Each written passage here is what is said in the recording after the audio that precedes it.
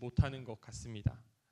무슨 말을 하더라도 그 말을 증명해야만 할 것 같은 시대를 우리는 살아갑니다. 그래서 우리가 말하는 게 증명이 되지 않는다면 신빙성을 얻지 못하는 시대인 것 같습니다. 그래서 재판을 받을 때, 어떤 일로든 재판을 받게 되었을 때 그곳에서는 결국 증거 싸움이라는 말이 있지 않습니까?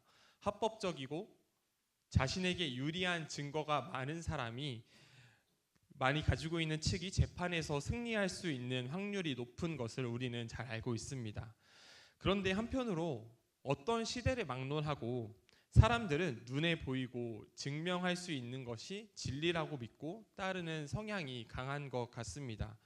그래서 우리는 성찬과 세례라는 눈에 보이는 행위를 통해서 예수 그리스도의 은혜와 사랑을 더욱 깊이 느끼고 믿을 수 있는 것 같습니다.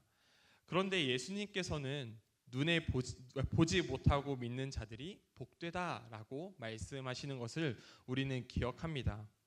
제가 청년 시절에 필리핀으로 단기 선교를 갔다 온 적이 있습니다. 필리핀으로 단기 선교를 갈 때 단체 티를 맞춰서 청년들이랑 다 같이 갔었는데요.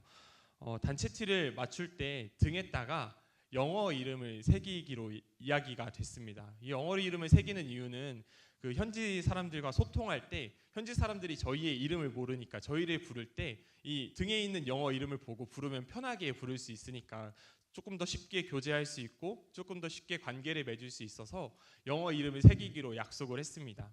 그래서 그렇게 단체 티를 맞추기 위해서 각자의 영어 이름을 다 조사를 해서 받아야 되는데 제가 그때 당시에 영어 이름을 딱히 가지고 있지 않았었습니다. 그래서 어떤 이름을 해야 될까 고민을 하고 있는데 이제 저와 친한 청년들이 저에게 이름을 하나 추천해 주는 것입니다. 어떤 이름을 추천해 줬냐? 바로 토마스라는 이름을 추천해 줬어요.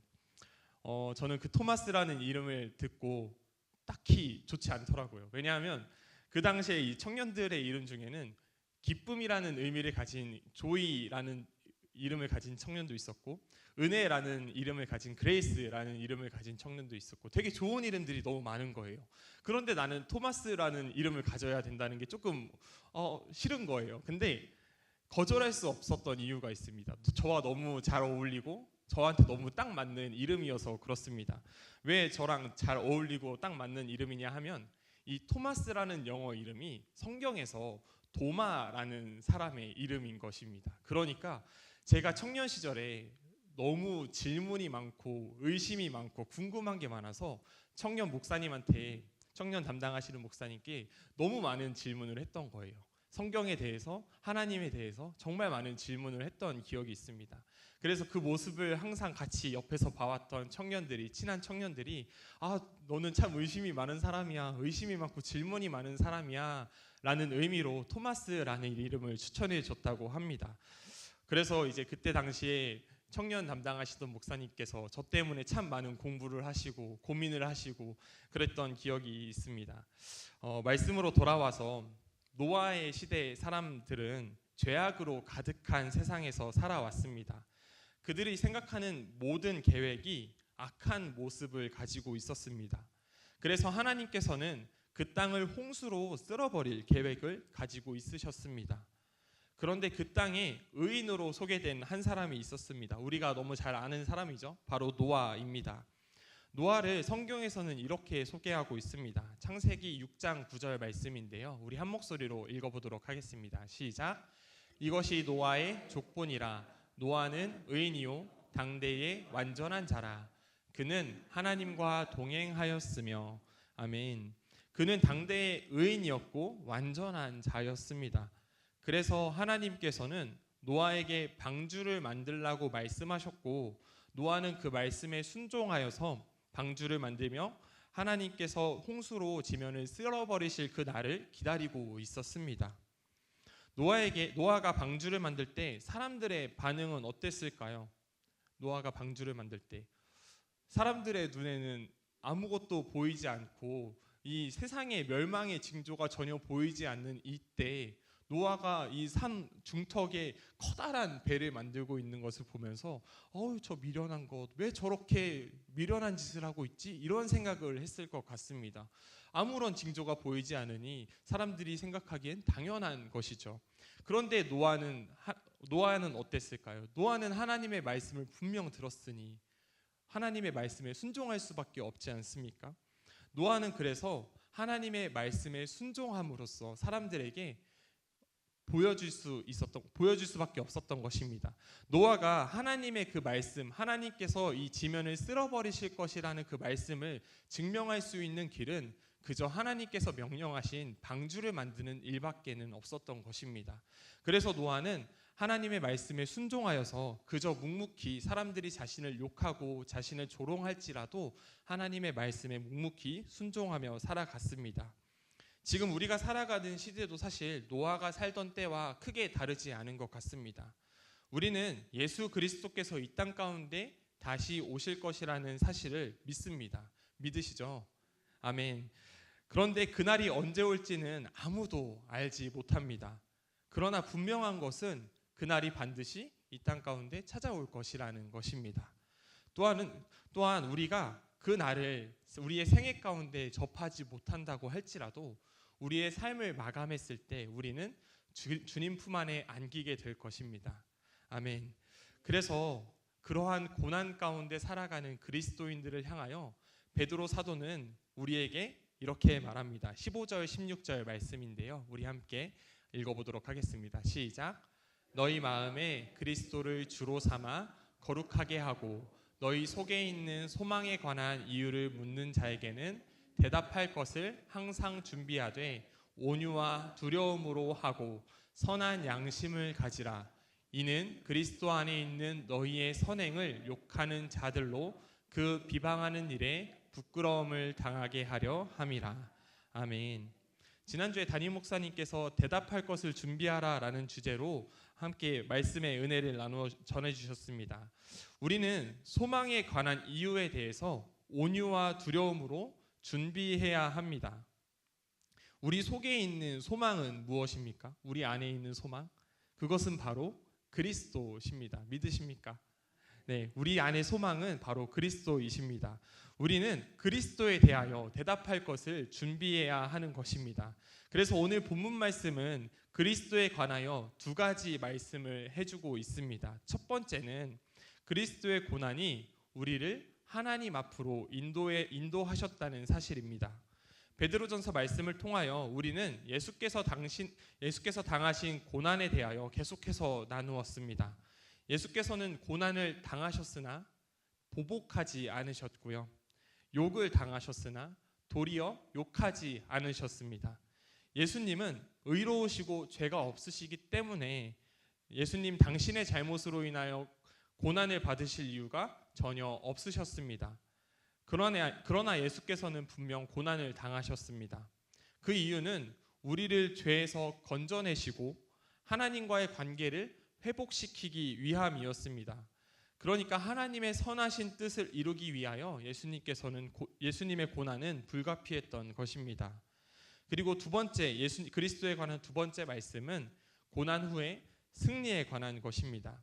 예수님은 고난을 받으시고 죽임을 당하신 후에 부활하심으로 승리를 이루셨습니다. 그리고 예수께서는 옥에 있는 영들에게 선포하셨다라고 기록하고 있습니다. 20절 말씀까지 같이 봤을 때 옥에 있는 영들은 노아의 때에 불순종한 사람들로 이해할 수 있을 것입니다. 노아 시대 때 노아의 식구를 제외한 모든 사람들이라고 한다면 이 세상에 있는 모든 사람들을 가리키지 않습니까? 노아의 8식구를 제외한 모든 사람들을 가리키지 않습니까? 그들에게 선포하셨다는 것을 다시 말하면 이 땅에 있는 모든 사람들에게 예수께서 죽은 이후에 부활하심으로 승리를 이루셨다는 것을 선포하셨다는 것입니다. 그래서 세상 전체에 그리스도의 승리를 알리신 것입니다. 노아의 시대에 불순종하던 사람들에게는 하나님의 말씀을 믿을 수 있는 오랜 시간이 있었습니다. 노아가 방주를 만드는 긴 시간이 있었죠. 물론 이 시간은 노아가 방주를 만들기 위해 하나님께서 시간을 주신 것이기도 하지만 이 노아가 선한 행실로서 착한 행실로서 이 노아를 방주를 만드는 행실로서 사람들이 보고 하나님께로 돌아오길 하나님께서 기다리시고 오래 참고 있던 시간이었던 것입니다. 우리가 살아가는 이 시대도 하나님께서는 참고 기다리고 계십니다. 수많은 사람들이 예수님을 믿지 않고 보이지 않는 예수님을 믿는 것에 대하여 이해하지 않고 우리에게 조롱한다 할지라도 하나님의 약속은 분명히 이루어질 것입니다. 그리스도께서는 이 땅에 분명 다시 오실 것이고 하나님의 나라는 분명 완성되어질 것입니다. 하나님께서는 그저 더 많은 영혼이 하나님께로 돌아오기를 기다리시고 하나님께로 돌아오기를 오래 참고 계신 것입니다. 그 소망을 품으시고 예수님께서 이 땅 가운데 다시 오시고 하나님 나라를 완성시키실 것이라는 그 소망을 품으시고 믿음으로 끝까지 살아가시는 모든 성도님들이 되시기를 간절히 바랍니다. 오늘 본문 말씀은 또한 우리를 향하여 선한 양심을 가져야 한다고 말씀하고 있습니다. 우리 함께 21절 말씀 읽어보도록 하겠습니다. 21절입니다. 시작. 물은 예수 그리스도께서 부활하심으로 말미암아 이제 너희를 구원하는 표니 곧 세례라. 이는 육체의 더러운 것을 제하여 버림이 아니요 하나님을 향한 선한 양심의 간구니라. 아멘. 노아의 시대에 물은 심판의 도구로 사용되었습니다. 그런데 죄 가운데 살아가던 이들에게 심판의 도구로 사용되었지만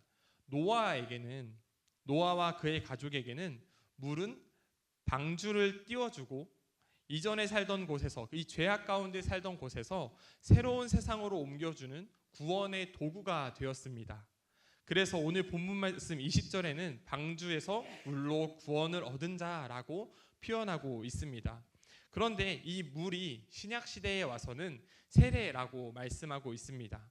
하나님께서는 노아의 시대에 물로 모든 죄악을 심판하시며 물로 노아의 가족에게 새로운 삶을 허락하신 것과 같이 세례는 물이 머리에 뿌려질 때 그리스도와 함께 죽었다가 새로운 삶을 사는 것을 의미하게 된 것입니다. 그 당시에는 침례를 행하는 것으로 완전히 물속에 잠김으로써 옛 것은 죽고 옛 나의 모습은 죽고 다시 물에서 나옴으로 다시 태어나는 그러한 침례를 행하면서 하나님의 사랑을 더욱 생생하게 느낄 수 있었을 것입니다. 그리고 베드로는 세례를 하나님을 향한 선한 양심의 간구라고 표현하고 있습니다. 이 말씀에 간구라는 단어는 찾아가는 것이라는 의미를 가지고 있습니다. 그래서 개역 한글판 성경에서는 세례는 육체의 더러운 것을 제하여 버림이 아니요 오직 선한 양심이 하나님을 향하여 찾아가는 것이라고 기록하고 있습니다. 이를 쉽게 이해하자면 세례를 받는다는 것은 그리스도를 믿음으로 우리의 양심을 깨끗하게 하는 것인데 그 깨끗해진 선한 양심으로 하나님을 향하여 나아가는 삶을 살겠다는 결심이고 또한 우리가 그렇게 선한 삶을 살아갈 수 있도록 도와달라는 하나님을 향한 간구인 것입니다. 노아 시대 때 하나님께서 물로 심판하지 않으셨다면 방주는 새로운 세상을 만나지 못했을 것입니다. 이처럼 단지 물로 하는 의식을 말하는 것이 아니라 선한 양심으로 하나님을 향하여 찾아가는 의미로서 세례가 없다면 구원에 이를 수 없는 것입니다. 그런데 우리는 믿음으로 구원을 받습니다. 그런데 선한 양심으로 하나님을 찾아가는 것이 없다면 우리는 구원에 이를 수 없다고 오늘 본문 말씀은 말씀해주고 있습니다. 그러니까 선한 양심은 믿음의 다른 면이라고 이해할 수 있습니다. 동전의 앞면과 뒷면이 있듯이 믿음과 선한 양심은 그 동전과 같은 관계를 가지고 있는 것입니다. 그래서 디모데전서 1장 19절에서는 이렇게 기록하고 있습니다. 디모데전서 1장 19절 말씀입니다. 우리 함께 읽어보겠습니다. 시작. 믿음과 착한 양심을 가지라. 어떤 이들은 이 양심을 버렸고 그 믿음에 관하여는 파선하였느니라. 그리고 또한 3장 9절에서는 이렇게 기록합니다. 제가 읽어보겠습니다. 깨끗한 양심에 믿음의 비밀을 가진 자라야 할지니라. 아멘. 믿음과 선한 양심은 함께 가는 것입니다. 믿음이 있는데 양심이 선하지 않다면 믿음에 관하여 점검해 볼 필요가 있는 것이죠. 물론 이 선한 양심을 보고 누군가의 믿음을 판단하고 정죄하는 일이 있어서는 결코 안 될 것입니다. 믿음과 선한 양심의 관계를 통하여 우리는 누군가를 정죄하기보다는 그저 나의 모습을 돌아보고 나의 양심이 지금 선한 양심으로 하나님을 향하여 찾아가고 있는가를 돌아보면서 나의 믿음을 점검하고 나의 신앙을 돌아보는 시간을 가져야 할 것입니다. 노아가 방주를 지으면서 수많은 생각을 아마 했을 것입니다. 오랜 시간 동안 방주를 만들면서 포기하고 싶었던 때도 분명 있었을 것이고요. 이 사람들의 조롱을 들으면서 나도 똑같이 그들에게 욕하고 그들을 조롱하고 하나님의 말씀을 다 던져버리고 싶었던 때도 분명 있었을 것입니다. 그러나 노아는 세상에서 살아갈 때 하나님의 심판이 있을 것이라는 그 사실을 알고 그 사실을 믿었고, 그래서 그 하나님의 심판을 기다리면서 준비하면서 정직하고 의로운 자로 남아 있었습니다. 만약 노아가 사람들이 하는 그 방식 그대로 살았다면, 자신에게 악을 행하는 사람에게 악으로 행하고 자신을 욕하는 사람에게 욕으로 대응했다면, 과연 그들이 노아의 착한 행실로서 하나님의 심판이 있을 것이라는 사실을 믿을 수 있었을지 의문을 가질 수 있을 것입니다.